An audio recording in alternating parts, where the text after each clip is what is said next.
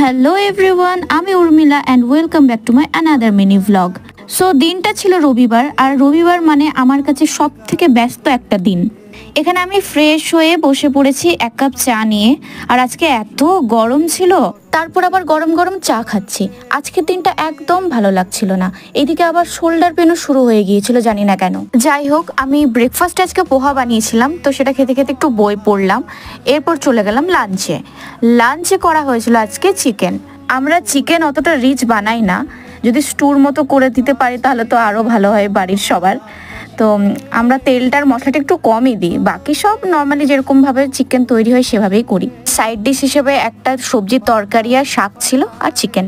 তারপর ভাবলাম স্নান খাওয়া করে একটু ভাত ঘুম দিয়ে দেখছি কি না বেডশিটটা অনেকদিন ধরে চেঞ্জ করা হয়নি, তো চেঞ্জ করে নিলাম। Okay, that is it for today. দেখা হবে পরের কোন একটি ভিডিওতে। বাই।